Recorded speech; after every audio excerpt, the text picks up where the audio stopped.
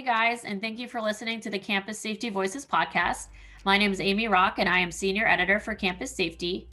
Each year, Campus Safety has a Director of the Year Awards program that recognizes K through 12, higher ed, and hospital police chiefs, security directors, emergency managers, or heads of security and/or public safety who demonstrate outstanding leadership skills, ingenuity, and selflessness.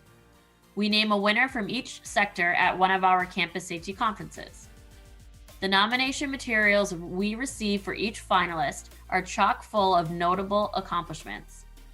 To give the finalists more deserved recognition, we like to chat with them further to highlight a few of their most impressive accomplishments or achievements they are especially proud of. For this interview, I spoke with finalist Stephanie Hill, who is Chief of Police at Central State University in Ohio, and Stephanie talked with me about the development of a canine therapy program and what inspired her to establish it, and also how the program has helped during the pandemic.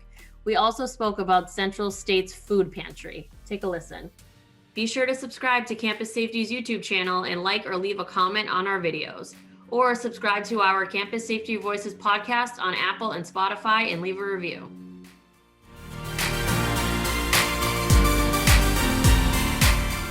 So as a Campus Safety Director of the Year finalist, there are obviously a lot of things that you have accomplished as Chief of Police at Central State University that stood out to a lot of people, and one being the development of the Therapy K-9 program. And could you talk a little bit about what the program is and does and what encouraged you to establish this program? Well, our program, Therapy K-9, was, it came about 4 years ago.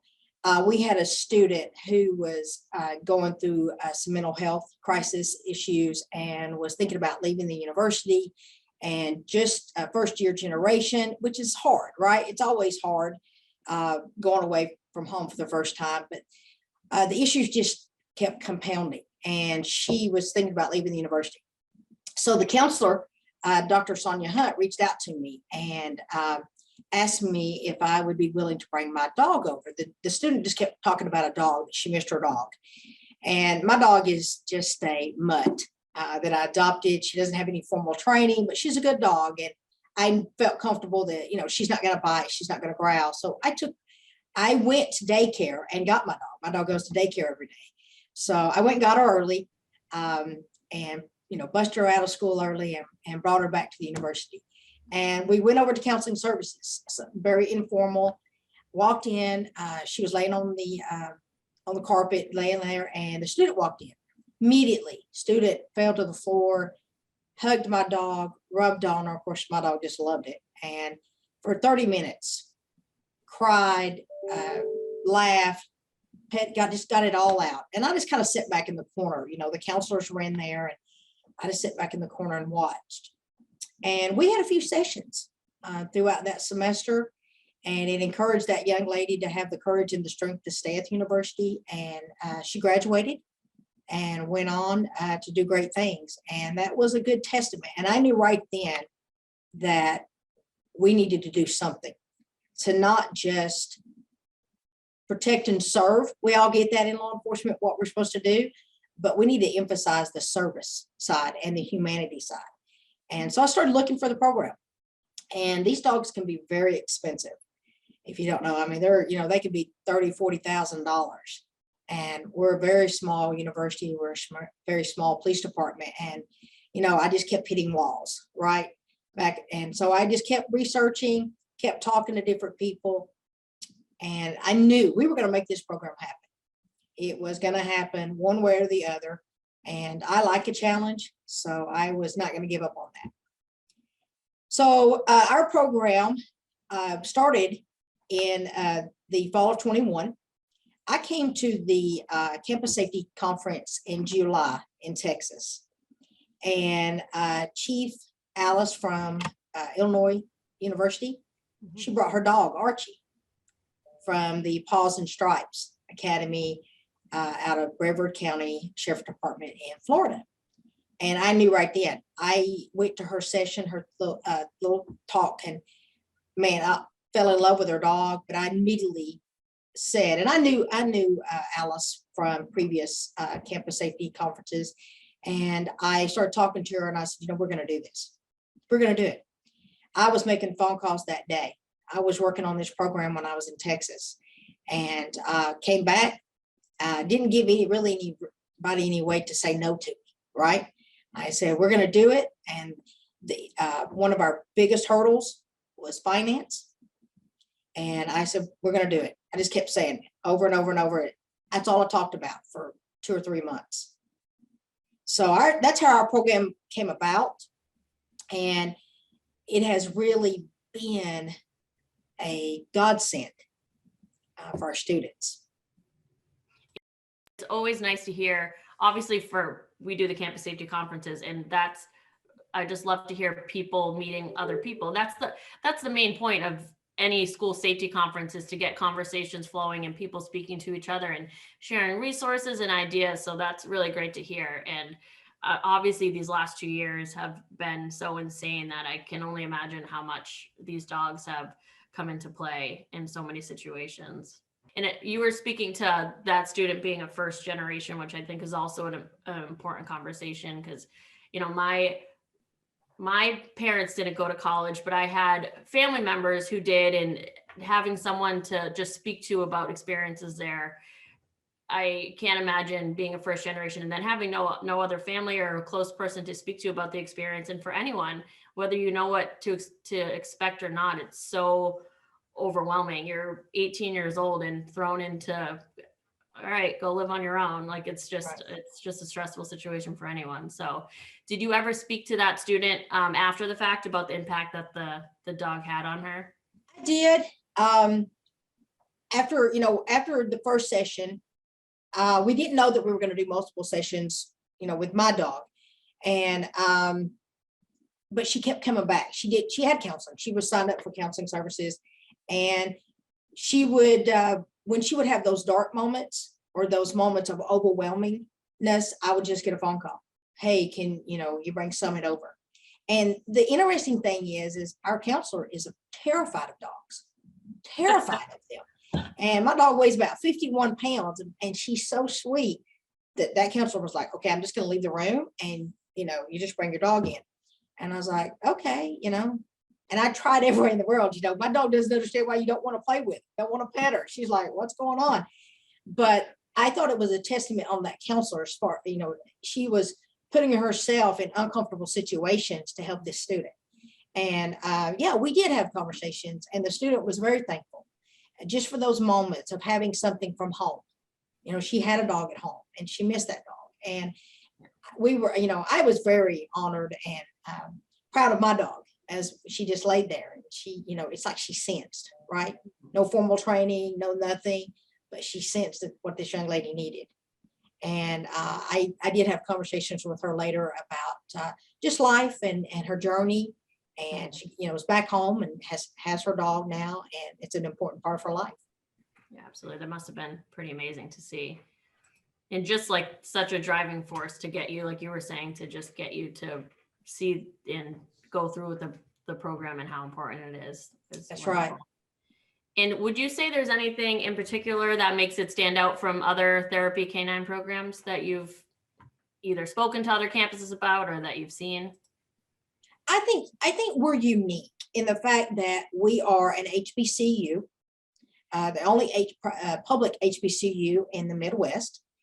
And a lot of our students, the majority of our students, are first year generation college students. I myself was a first generation college student, and being overwhelmed. And then what you have is you go to college away from your parents or family members or whoever, and you get here and being overwhelmed, and you may or may not know anybody.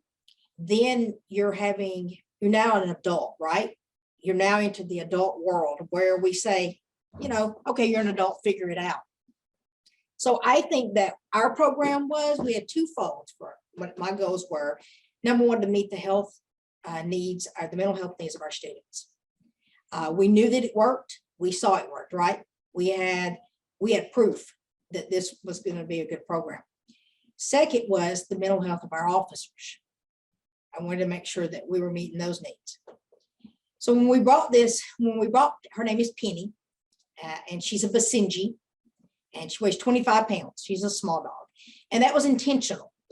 When we contacted Brevard County Sheriff's Department about the dog we would get, we went through an interview process. As a department, I was interviewed individually and the handler was interviewed individually. And they say the dog picks the handler, right? So they kind of meshed together. It was very important that we didn't overwhelm our students.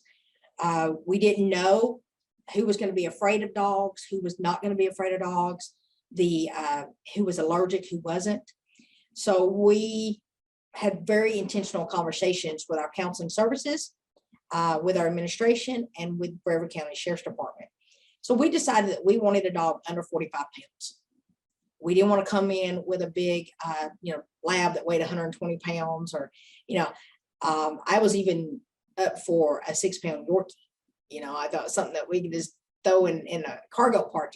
But anyway, so we were intentional on the size of the animal that we wanted. And they just happened to have this Basenji. They'd had her for a few months. She was a stray on the streets in Titusville, Florida, down Cape Canaveral, where all the cruise ships are. And she's a puppy. She literally is a puppy. And so we said, yeah, sure, that'll work. They sent us a couple of pictures, and we decided that was the one we wanted. And that was intentional because we didn't want to overwhelm our students. And we knew that we had people that were afraid of dogs on our campus. Yeah. So we wanted to make sure that they were comfortable as well. Mm-hmm. So I think the one thing that makes our program different is we were intentional on picking the dog that we needed to meet the needs of our students and not to overwhelm those who may be afraid of dogs. And I am happy to say that our counselor, who was afraid of dogs and wouldn't even go around my dog, now pets Penny. Penny jumps up on her. And this is in a few months. This is a very short window for him, right? And it's amazing to see that. It's not only helping our students, but it's helping our counselor as well, right? Somebody who was terrified of dogs, no matter the size, now pets our dog, loves our dog. She comes walking to her office, bounces up on her. I was amazed when I saw it. But I think also is we are a small, tight-knit university. And having this K-9 on our police department, on our campus, has helped just solidify and build those trusting relationships between our department and our community.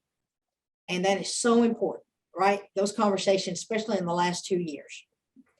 And you have officers who are out here doing their job, and then you have students who have been seeing all this craziness go across our country. And we wanted a way to say, hey, we're different. I think we've been proving that for the last few years, but every fall is a new group of students, right? So bringing this therapy K-9 also helps strengthen. I say all the time, she is the most popular soul on this campus. I cannot be at Walmart, the grocery store, and the students are like, hey, where's Penny? I'm like, well, Penny doesn't live with me, guys. And I think another thing I see with other programs is they have appointments, right? And they make appointments to be with the animal, or the ones who are on patrol will go to different crisis situations. Our officer is assigned to our counseling services every Thursday. He spends his entire day. He works a 12-hour shift, and they have a grief counseling session at night, and he goes to that as well with Penny. But the one thing that we do allow is Penny gets a break around lunchtime. She gets to come in here and be a dog, and that gives our officers and our office staff time to also interact with her. But anytime a student wants to see Penny, they just have to come to the police department, and they do all day long. The doorbell rings and they come all day long, and that's important. They'll just come in, pet her, and say, hi, Penny, and then they're on their way to class. And I think that's important, and I think that's a little bit different from other programs, is we're not so rigid with a schedule or appointments. We are open to whenever anybody needs us, including our staff. Which that's amazing. It probably puts you in touch with some students who would otherwise maybe be hesitant for whatever reason to, come to the police department or try and form a relationship with the officers. And that just creates conversation that might not have otherwise been there, or relationships that might not have been there. That's right. We have seen a lot of people that doesn't necessarily come across our radar, good or bad. Mm-hmm. And yes, but they come over, and a lot of our students, international students, so that we necessarily wouldn't have really any contact with them on a day-to-day basis. I think you can kind of compare those scenarios where you were saying you're the counselor who was afraid of dogs, or people who are hesitant to, come into contact with police for whatever reason, and their exposure. The more you expose someone to the good experiences with anything, with animals, with police, the more exposure that you get, the more opportunities you have to, I think, have important conversations. And I think that is just so important. Absolutely. And you also spoke to an important part about a lot of people focus on student mental health, which is obviously extremely important, but then you got to think of the helpers as well, the employees on campus, and the police. And secondary traumatic stress is a serious thing, and that's great to see that it's helping in that way as well, not just for students. Yeah, you can't have a bad day when Penny's running through the office. And in this cabinet back here is her treats and probably 30 different stuffed animals, toys. Yep. And she takes them and runs through every office has toys in it. Every office has treats. And you can't have a bad day. No, and she'll come and she has to sit at the door before she comes in. And if I'm busy not looking, and I have to look over, and she's looking at me like, let me in. So yeah, I think you can't have a bad day in the office with Penny around. And I've seen it personally change the outlook. And our handler, the handler, and I don't want to get off topic, but our handler was shot in the line of duty a few years ago. And I've seen a tremendous change in him, more upbeat, brighter, and that's important.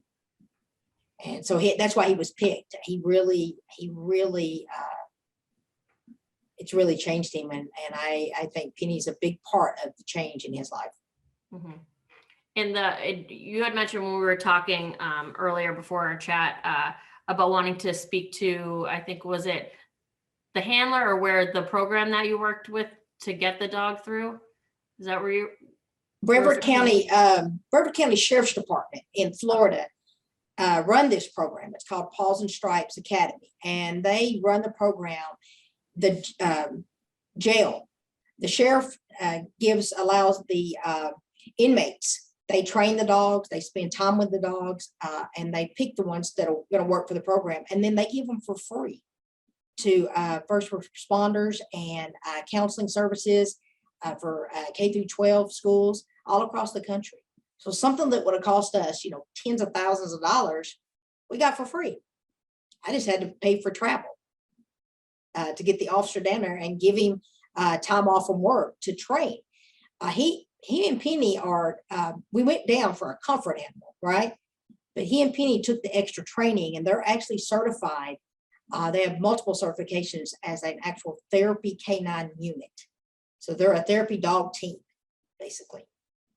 And he is a CIT officer as well. So that helps with his training.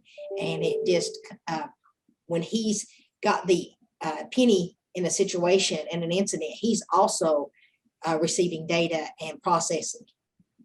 Mm-hmm. And he has the skills to be able to discern whether it's a mental health crisis or somebody with anger or something else. Right.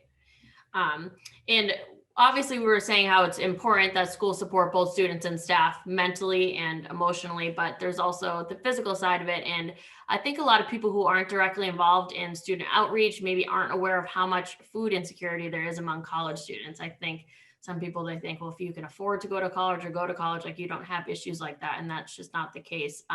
And I know that you were integral in establishing the campus's food pantry. And can you just elaborate on the need for a food pantry on your campus and also how this is run? Yeah, we, I'm like everybody else. You go to college, it's your fun time. But I'll tell you personally, when I went to college, I didn't have enough money to eat 3 meals a day in our cafeteria. I was able to eat 2, what I would call hot meals. And a lot of the times I just ate cereal and stuff like that, or snacks for breakfast. And that was just because we just didn't have money, right?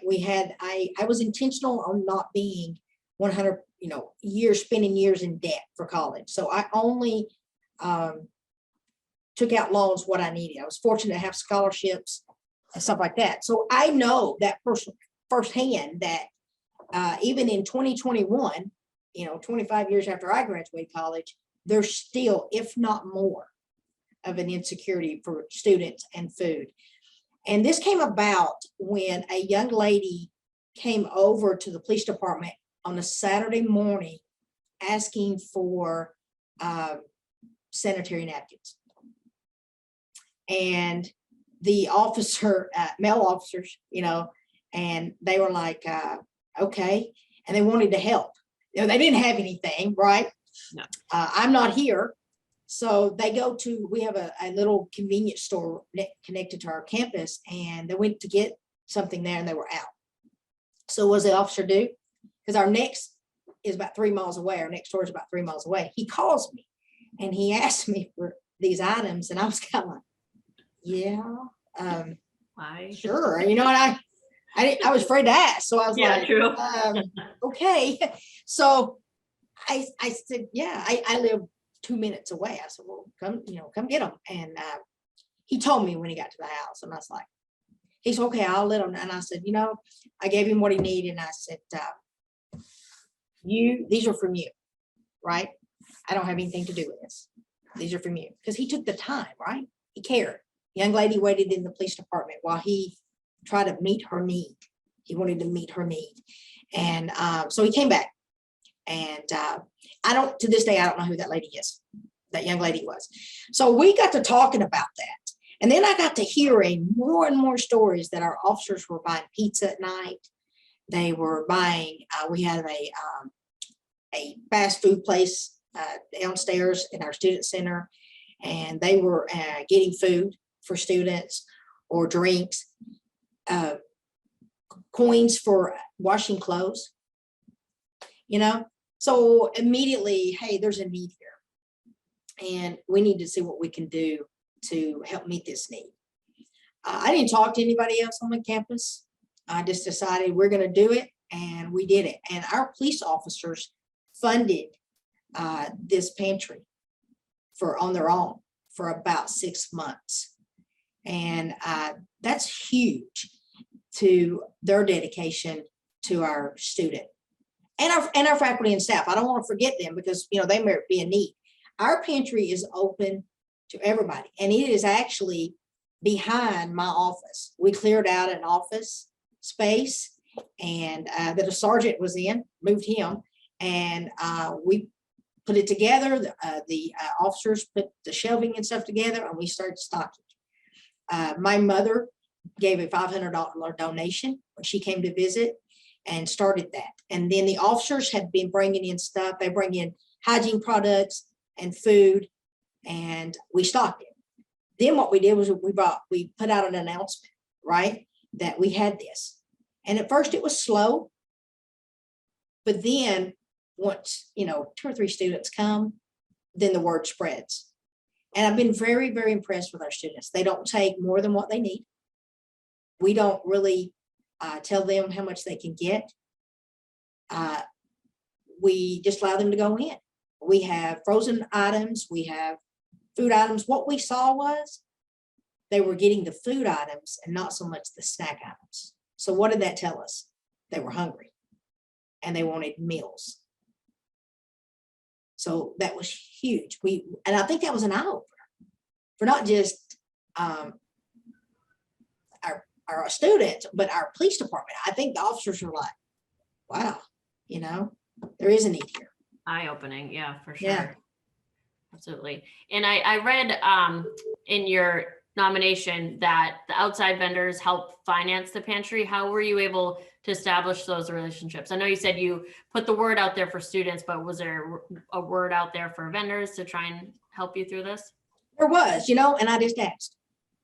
We buy a lot of things from people, right? And it's not a have to. And I never say, we buy uniforms, we buy, radios, and we have all this money that we put out for the equipment that we have to have for the betterment and the service of our university.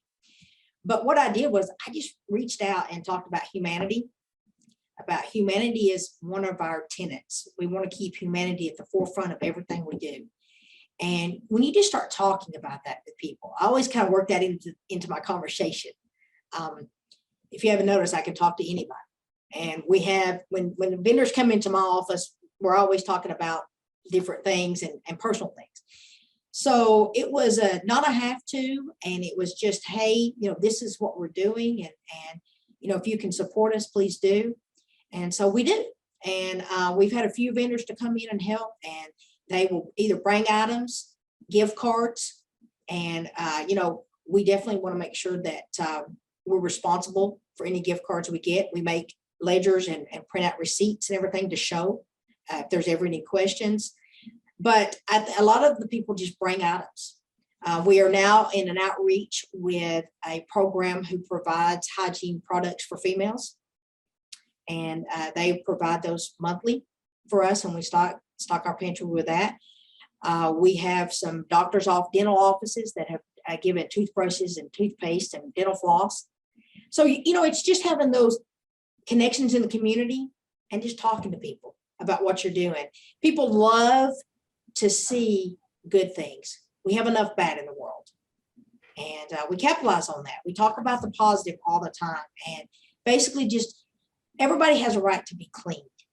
Everybody should have a right to have food and not be hungry, especially in this country. And if we can do something about that, we're going to do it. And if that helps, if we have one person with this pantry, it was worth it. Yeah, and I think you bring up a good point that you just need to ask. The worst that can happen is they say no, and then you move on. But at least you won't know until you ask. That's right. Yeah, and it's not a have to. It's not, hey, if you don't, we're not going to buy. No, absolutely not. It's just talking about it, and I think the enthusiasm of seeing it, and then we let them see the picture, right? And they see the items. We're not talking big bulk items. We're talking individual items, and we're intentional on individual items because a lot of our students live in residential halls where they just have microwaves. Yeah, and I think it's important, like you said, bringing up just humanity in general. I think people are just so busy with their lives and lose sight of a lot of things, and they just need that little reminder once in a while to kind of reset their thought process and their mind to, try and do things to help others. That's correct. I think it's important. I think we all, like I said, we all know the protect side and the serve side, and our officers do a great job on this campus serving our students. But we wanted to do something more. And when you really look in depth, what are the issues we see? And how do we build those positive relationships between us, police in uniform, with our community, where a majority of them don't look like us, right? We're on an HBCU, 97% African-American, other people of color. So I think that it was important to show that we're all human, and it's not about seeing color between each other, them seeing me as a white person. It's about when they hear my name or they hear a CSU PD, they think about they care and they helped me. And that is our main goal here. Our main goal is to make sure that we're servicing. And if students trust you and they know that you actually care, and it care so much that you provide food, that you're bringing in an animal, a dog, to help them with their mental health, then when things go sideways, you have an end, right? They're able to see you as a person too. And it has made a tremendous difference. Putting humanity first should be what we all do. But it's something that we really in law enforcement need to understand, that service comes first, even for protecting. We all wear these belts, right? With all this gear on us. We have rifles, and we get the protection. Mhm. But we also need to understand that that's not what it's all about. Being a police officer should be because you care about people and you want to help. Yeah, I mean, community servant, right, is what police are meant to do above anything. That's right. And it's important. And I think that's the only thing that's going to heal our nation, seeing each other as people. I know, and I think everything going on with war in Ukraine really puts a lot of things in perspective with people, with just how lucky we are at the moment. And it reminds you of humanity and like the basic needs of people, and that so much of the extra stuff that people need or want or are seeking, it really doesn't matter. You never know when you could be in a situation like that. And I think it just brings a lot of light to, I think you're right. Treating people right. And that's right. Yeah. And that's important. And it allows me to have conversations with students, or walking into a situation that may be upsetting at that moment. Being able to take that down because they see you as somebody that cares instead of an authoritarian. Yep. And I think you're right. The Ukrainian people, listen, wow, what a resilient people, and caring. I didn't know anything about the Ukraine, but the caring for their animals and the caring for each other and helping each other. Yeah. And I mean, the stories are remarkable. I think we all can learn something from them.